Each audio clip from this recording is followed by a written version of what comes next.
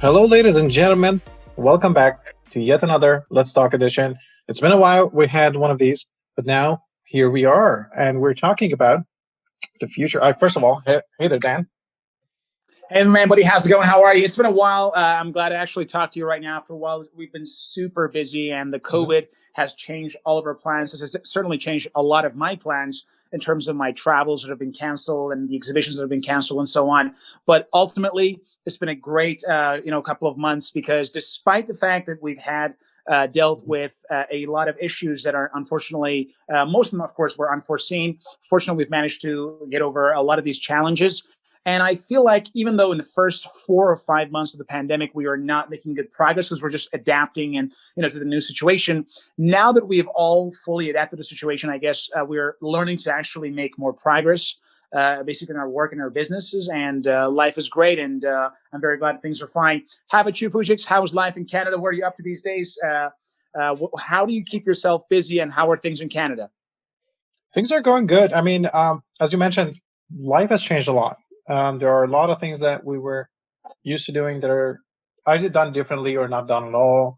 It's socializing is different, and work is different, study is different, I everything is think different. Canadians are super nice. They don't even socialize. They like you literally take it to the heart. This whole social distancing. Probably, I think now half the population in probably Canada are suicidal. The other half are depressed. I'm guessing. Well, I mean, I don't know specifically, but obviously it should have a mental toll on people. How things are going, but I guess everybody is doing their best to cope one way or another with this situation. I see. Yeah. I see.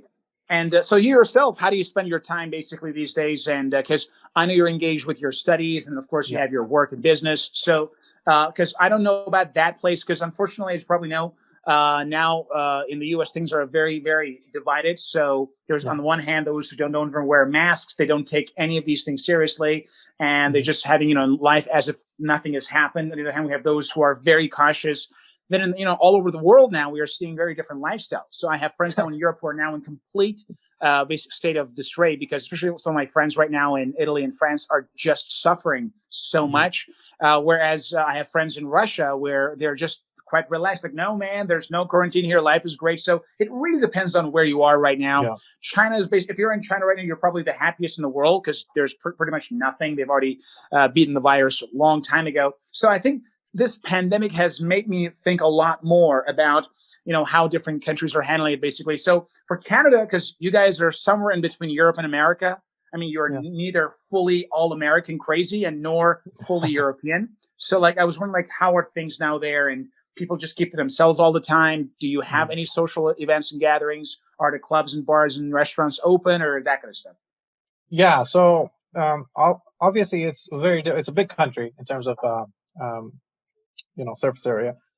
Yeah, but you have So one advantage. You are very big, but in terms of like the population, it's mhm, not basically it's highly very, dense. yeah, So that's yeah. probably a good thing for the COVID case. Broadly speaking, is actually very good. So most of the country, in terms of not in terms of population, but in terms of area, like geographically, um, it's very loose because everything is calmed down and chilled down to a good degree. The regulations and whatnot. Obviously, there are like masks and whatnot.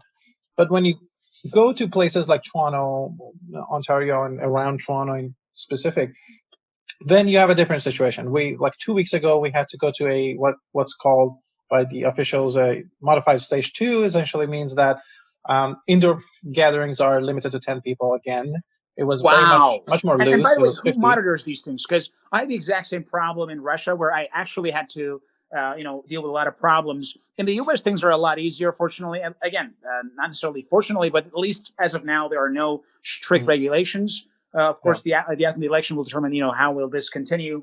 And in some countries like European nations, I mean, they're just, I feel sorry for those who are now in Europe right now. So Mhm. if you're listening to us, from the European Union, literally, I'm just sorry for all of you guys. It just, I feel your pain and I know how difficult it is for you. But ultimately, I guess it depends. So for Canada, like, do they like have any means of enforcing these rules, or they just say it and the Canadian that they are, they just follow without asking any questions? Well, I mean, I think it's a degree of both, meaning like essentially it's guidelines that put in place, and people for the most part do follow. these things are. Maybe not to the letter. It depends. I mean, there are some gray areas, obviously, but generally speaking, people do follow. There are obviously always people who don't follow those rules and regulations, and I've seen sometimes people are getting not individuals. Usually, it's on the side of businesses. For example, if a restaurant is not allowed to um, host people inside, like they can do outdoors at this point, no problem, like patios, whatnot. Really, is it possible now with the temperature? I don't know how the temperature right now is there, but I'm guessing it's going to Yeah, be harder for outdoor hosting now. it's getting more difficult, but for now it's not still above zero, and they have these like heated patios, so they make it a little bit Wow, more doable. pretty So cool. I mean, they have to survive the restaurant business in specific, obviously. Obviously, when it gets really cold, it gets much more difficult. But it's not there yet. So, point being, if businesses are not complying, it's going to be very difficult for them to hide because they're Wow, much more public. But individuals are a different story. I mean, there are I some cases that there's some enforcement, but for the most part, they're relying on people following the regulations, etc. I see. I think this whole thing taught me the importance of leadership and how almost the way you live your life, it pretty much is dictated by how the leaders make decisions. And I just realized that a lot more than I used to. Yeah. And it's just, a very interesting fact overall. But overall, good things are fine. And I hope that all over the world, we gradually, as we get closer to that vaccination date, hopefully things gets better. And Okay. DHL just announced that they are ready to hopefully work very hard to ship these vaccines worldwide. Let's see what they do, and let's just stay optimistic. Yeah, absolutely. It's we'll see what happens. I mean, typically, I mean, historically, I've heard it somewhere. I haven't fact checked this, so people who are listening to this are welcome to do it themselves. Don't take it from me. But I've heard that historically, the duration of pandemics are somewhere around 18 months. With or without a vaccine, like even if you go further back. So that is sad in a way that it's going to be 6, 7, 8 more months maybe. But on the other hand, So are you there's a sure? So how glimpse long of has it end. been officially so far? So you said 18 months. That's pretty much like almost a year and a half. Yeah, I So guess it's based like upon somewhere that, in the we got summer. still almost half a year to go, right? Yeah, roughly, maybe a I little bit see, more. pretty good, but still, it's half a year. This means that most of the distance has already been crossed. So that's a good thing. If you're an optimist, guys, we're Yeah. two-thirds through, man. Come on, let's push it through. Well, yeah, but so the historic data, I think, even if it's correct. Let's say it's correct. Let's say 18 months stands historically, roughly. Obviously, there's no line. Um, but it doesn't take two things into account. One is vaccine were not historically popular. Like if you go beyond 80, 90, 100 years ago, then that's another thing. So that's one thing, whether we have a vaccine or not. On the other hand, like these kind of quarantines, like but what I'm trying to say is virus would burn through population before people would go isolate themselves if needed and whatnot. So this timeline might not really work in that sense, but who knows? I see. Of course, now we have more people around, but then again, we have better technologies and, of For course, sure. better means reaching people. So I hope that this is going to be around the same average you mentioned, hopefully. Hopefully. And I really am looking forward to life going back to normal. Hopefully, Absolutely. I guess somewhere around March will be a lot better. That's what I personally have planned for my major travels, and we'll Mhm. see how it goes. We'll see how it goes. Yeah, absolutely. Though today we're actually that was not part of our agenda. I mean, obviously, um, talk about it a little bit. But what we're talking about today, very briefly, there's going to be further episodes on this subject, obviously, because it's a big subject. It's another kind of disruption, and that is um, the AI disruption or the computer. Like we had many technological disruptions so far, and one of them is we're going to talk about is the artificial intelligence and its powers and how it affects us and our lives. Um, so we know that all of us have heard, we talked about it on this podcast, that the artificial intelligence, there's a lot of tasks are going to be automated and done by computers, essentially, from grocery stores now that you do self-checkout, for instance, or other means. Now, things are changing very rapidly and very quickly. And one of the natural questions for people, especially younger individuals who are trying to get into the workforce and trying to see what they want to follow, The natural question is, what area or areas can I aim at and go to have a sustainable job or occupation in the future? Now, that is a very good question, and that's what we're going to address today. So, what are your thoughts generally about automation and artificial intelligence as a powerhouse for this phenomenon?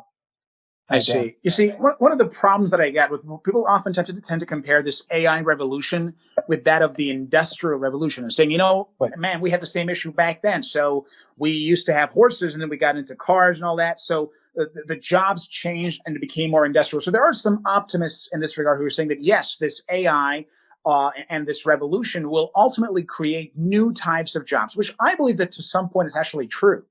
But the problem is that world, the industrial revolution, happened in an era where we had far fewer people than we have today. And based upon all the basically estimations, the world population is definitely going to increase. There's no doubt about it. So we're going to see more people. So you can't compare, I don't know, 1900 and 1800 with 2030, 2035, because we're going to have a lot more people. That's number one. And even if you take a look at the history, even though we had, as we got into industrial revolution, we did face with fewer people who were required to work, because now all the factories were now working basically with machines. So there were, a lot less need for manual labor. So that's the one issue. People who think like this is just, we're going to have all this AI stuff and then people are going to change their jobs. They're going to actually move on to doing AI things, if you will. But the fact of the matter is that AI is occurring, this revolution is occurring in a time where we have far more people, basically, than we have jobs for them. And number two, it is the issue of how AI disrupts work by its very nature. You see, when it comes to, for example, AI, we are talking about a type of technology that is capable of learning and growing and developing itself. So when you're, let's say, designing a machine or an instrument for a factory, let's say in early 1900, obviously you still need operators to work on this, those who build it and so on. Mm-hmm. But AI, it is not a technology or an instrument that you can just simply use. Rather, it's a source. It's a basically means of creating other types of technologies, because AI is capable of generating basically its own decisions and its own basically data. The other issue, of course, is robotics and how AI, once combined with robotics, can do a lot of things that we are doing right now almost, effortlessly. I mean, right now, when people think of like iRobot, which is not the movie, but like the actual vacuum cleaner, that's a very simple example of when AI meets robotics. And a lot of households around the world are now using this iRobot vacuum cleaner, which just moves around the house on a regular basis and cleans things. So just imagine that thing, not just applied to a vacuum cleaner, but to almost everything else, whether it being, I don't know, those who, let's say, clean the trash basically around the world. Let's just say those who are, I mean, think of like very menial tasks that we think of like humans to be done. Obviously, think about, almost all the drivers and pilots going out of job. And once you look at the scale at which this AI technology will affect us, you realize that the damage, if you will be a lot more substantial to, the employment and the job market than it was back in the industrial age. Right. And other than that, of course, we have the issue of businesses who want to cut costs. So labor used to be cheap, obviously, at the beginning of the industrial age, but now, obviously, as you probably know, around the world, there's this trend towards increasing the minimum wage. And if you work in business, you understand that your number one target is to keep the cost as low as possible while maximizing the profit. So any entrepreneur in the future world would very much prefer to get the robotic versions of those, let's say, staffs, just kind of like the iRobot vacuum cleaner, than to actually pay for a real human, because that probably will cost a lot less and be a lot more reliable, because robots don't need sick leaves, they don't get pregnant, and often that they don't complain so much, basically, right? I don't know, maybe someday robots will get pregnant, but until then, we have to, for now, be relaxed that it's not going to occur. But the fact of the matter is, this is occurring right now, and for that very reason, we have to be prepared. Now, while I do want to raise the awareness of our listeners and to make them a little bit cautious, I also want to say that there's a good side. And the good side is that while AI can replace a lot of our jobs, there are ways that our listeners can actually prepare themselves for that world to make sure that they are not going to be the first who will lose their jobs. So they have actually more time to think of other ways to take their lives to a whole new level.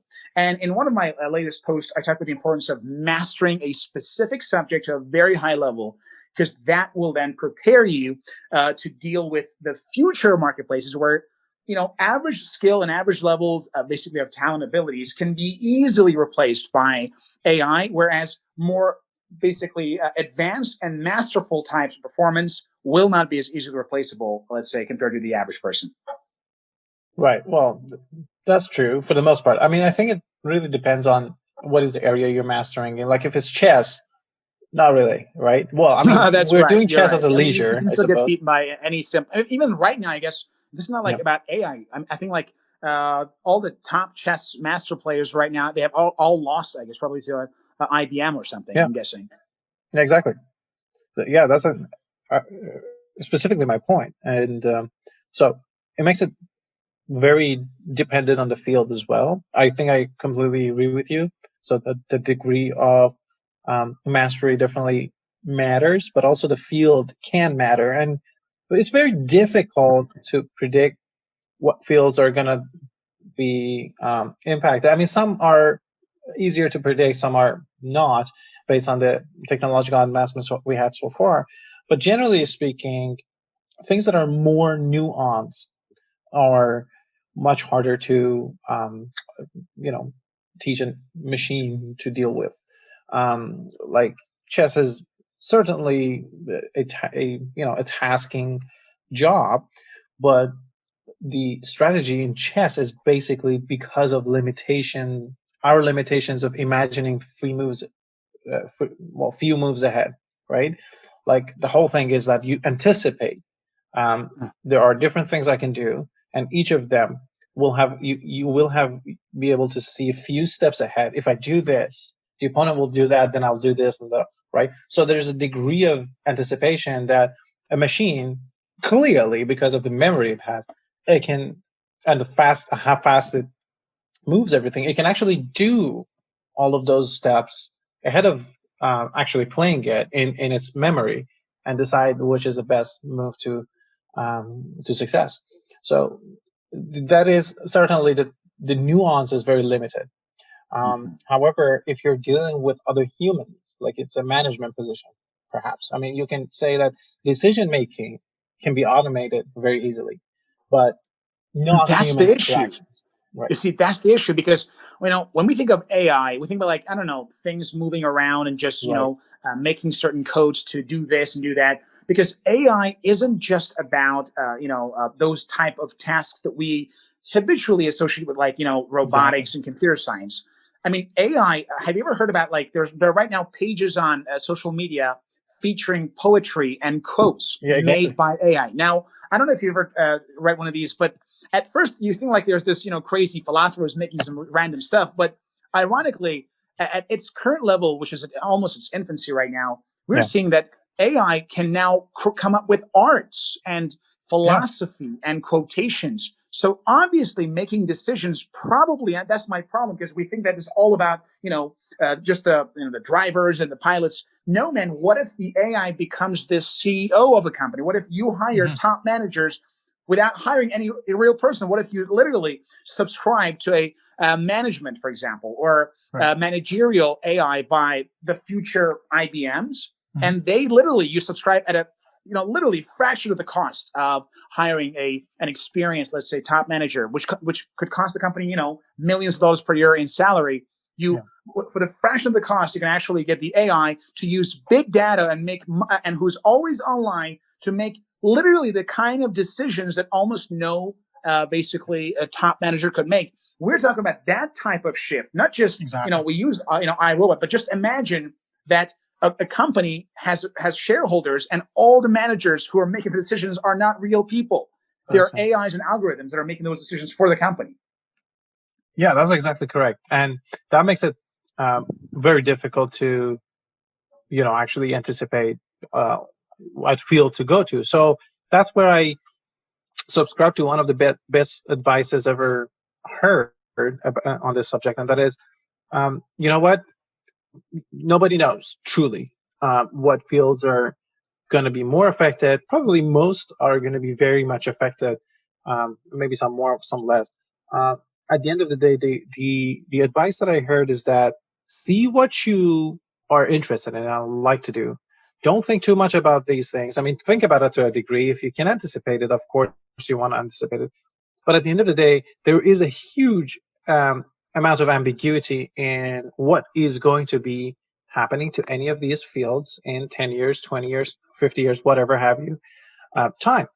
And the advice is, to the point, yes, find the field of your interest or fields of your interest, follow your passion, as you mentioned, to the mastery, and try to keep up with the technology and how it's improving, transforming, and make sure you are not obsolete as best as you can.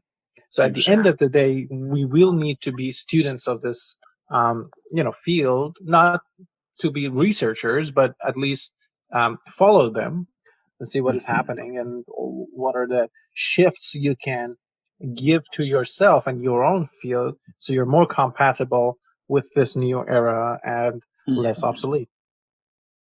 I agree completely, definitely, because it's really a matter of time before the way we do things right now will go completely obsolete. I mean, Sure. just take a look at how we did banking in the 1950s and 60s, and with today, almost all the skills and abilities that a banker in the 1960s. Let's go back to New York in 1960 and 1970.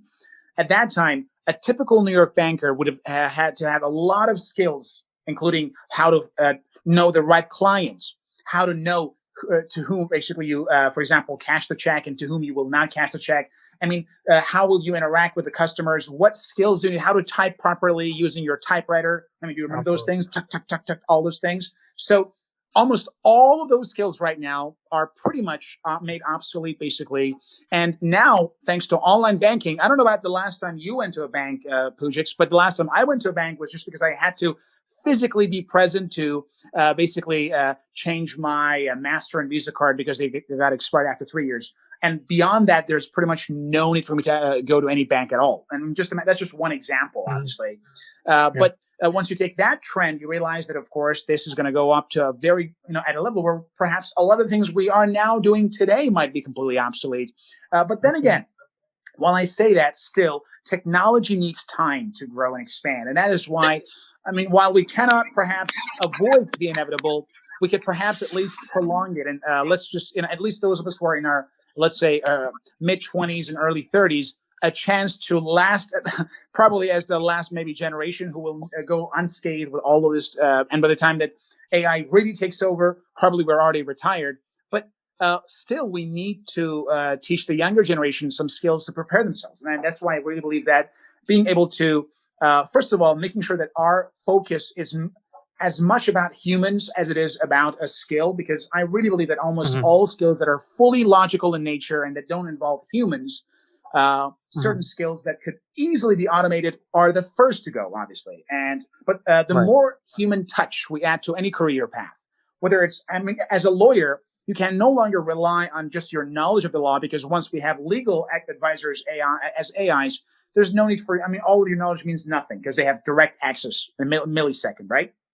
But what if you focus on mastering law as somebody who knows how to deal with people and clients well? What if you focus on the human aspect of legal practice? That will give you a huge edge in case, 15 years from now, you had to see major lawyers leaving basically a law firm because there's no job for them available, right? So whether it is, as a teacher or educator, if you focus on the human element, whether it is in business and finance, whether it is in renting, for example, properties around the world, if you try to focus more on how well you satisfy your guests and how you could generate, more positive reviews. So ultimately what I'm saying is by trying to focus on mastering, especially the human elements of what you do, probably you can actually prolong the inevitable and remain employable for the majority of your adult life. That's, of course, assuming that AI remains at its current growth and we do not see a major exponential change, 10 years from now. Right. No, that's absolutely good advice, I think. And at the end of the day, there is a huge amount of ambiguity, and that's just part of it. And we have to learn how to cope with it best, of course. And these are all good advices for sure. But I don't know what's going to happen. So let's talk about our own field. So I don't know what's going to happen. Do you think? So let's talk about a few fields that we know very well. The fields Yeah. of education, the fields of, for example, science, because I know you're a scientist, Yeah. entrepreneurship, running a business, real estate, and basically investments. What do you think people in these fields should do to somehow prepare themselves for that inevitable? Yeah, I think so. First, let me narrow it down to science first and foremost, because that is the area that it's actually been very helpful. These tools that currently exist, at least, and enhance the ability of the scientists or researchers or engineers to create things. Or, for example, this a simple example is how much AI has been used in the medical industry. Well, industry, I don't know, in medicine in general, trying to find different pathogens and whatnot. So it is all very important to consider. There's also a degree of research going into AIs generating science, meaning coming up with theorems and Wow. trying them and proving them. Now, that seems to be, to the degree that I'm not closely following that research, but to the degree that I understand it, it seems to be proving tasking and difficult, but it doesn't mean it's impossible. So, my guess is that it's just a guess. So who knows? But my guess is that it will be a very, very valuable tool to human scientists. At the first stage, it becomes extremely important and maybe a part of their lives. But nothing is, certain. We just simply don't know. And the hope is that these tools can help us solve the greater and more difficult questions of our times. We were talking about COVID, how much uncertainty there is about this simple disease, that we think we got a grasp on these things, but we simply that if the one thing it showed us is that we just don't know so well about so many of these things. So yeah, that's how I see it in science. I don't know if you want to talk about fields related to your finance and management, Well, first thing you running your mentioned business. finance. I think that's the one thing that I'm very concerned about Mm, because the field of finance has it's pretty much about having information, and obviously there is going to always be an advantage to an AI that is capable of running all sorts of diagnosis and prognosis and all those things, imagining the possible yields of different investments. So, because I know that there is a firm in New York City right now that has invested more than $1.5 billion just to increase the optic speed of their internet connection so that by like almost a 1 or 2 seconds, and that has given this hedge fund a huge advantage. if yeah. if 2 extra seconds faster processing is going to give you that advantage, imagine what will AI do to finance and investments. Just Mhm. it really somehow makes me sometimes even disturbed about this matter. The other issue, of course, is the issue of business. What if AI reaches a level where we can actually hire AI as those who make decisions for deciding what items to sell? I mean, right now, one of the common ways that a lot of entrepreneurs around the world are making money is through what we call arbitrage. So buy low in one place or market or in one situation, sell high somewhere else. But one of the biggest challenges of making this work is to know which products to sell and to how to somehow direct them. What if an Yeah. AI is capable of finding the right targeted advertising for the clients using Facebook? Again, Hmm. all real time by analyzing and getting all the feedback from the big data, and then deciding Hmm. to sell this, for example, this ad to this type of demographics and to boost the profit of one company. So when you think about what AI can do to business and finance, it almost pretty much can render any human business person almost out of this business. So Yeah. that is why I think trying to focus so much on learning how to do these things well yourself now and to keep up pace with the changes and trends Hmm. probably can help us a little bit in this regard. And as you mentioned, education, we both know this field also pretty well, is Right. definitely going to go through a lot of changes because as information is, I mean, already right now we are seeing, you can just find any information just by Google. So almost all knowledge workers will be facing with dramatic problems because now their knowledge that they had and they acquired yesterday could be obsolete today. And AI knows about this, but you don't. And this could actually make a lot of educators also almost somehow rendered obsolete because now we can use AI as its own means of tutoring and teaching and educating even as you mentioned, generating research, at a university level, or conducting, for example, other types of scientific work. So these things, we're talking like a major disruptions. But then again, as you mentioned yourself, as of now, they still have faced with a lot of difficulties. And most of this baffling that we have right now is still a subject to, science fiction. But Absolutely. This is just like most things that were science fiction but are now true today. Think of like, your cell phone and all those things, me being here talking to you in Canada. So all these things, it's just a matter of time, which is why we can still prepare ourselves for, a very fulfilling career if we commit to complete excellence and to really do our best to stay up to date and to basically try our best to remain focused on what we're doing. Yeah, that's absolutely correct. And great points. Great points. Now we are coming to the end of the show, and both of us have a hard stop in a couple of minutes. So, is there anything? I mean, obviously, we're going to talk about this subject more and more in the future, without a shadow of a doubt. It's a very important subject for the future of humanity, of course. But for the sake of this episode and what we talked about, is there anything you want to add on at the end of our show? Well, first of all, it's great to see you and talk to you, Pouya, after a while, likewise. and it was a great discussion so far. And as we discussed, AI is here. And while as of now, it is still at a stage where we can easily beat it, just wait, I don't know, based upon what I've heard so far and what my own estimations, just wait about 15 or so years until you see how the AI technology will be somehow going to disrupt almost all industries, including those that we used to think they belong and are fully dominated by humans. And for that reason, I believe that, as we discussed earlier, it's best to remain optimistic. I mean, being all, oh my gosh, what's the point, Dan? Listen, Dan, I just listened to Pouya and Dan on this podcast, and they said why should I go to college? Why should I get a job, man? The AI is going to do everything, man. I just want to stay home, smoke pot, and play Fortnite. So that is not the answer, obviously. You want to actually take this seriously and somehow redouble your effort to try to obtain as much mastery in any field that you really wish to do in order to prepare yourself for that future marketplace. Yeah, no, that makes a lot of sense. And I agree. The optimism point is very important. You don't want to give into that. There's obviously all of these talking heads talk about these subjects.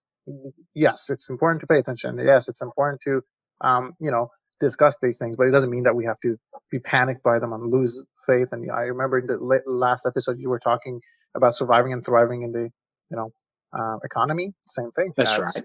You want to remain optimist at the heart of all of this. That makes a lot of sense. Absolutely.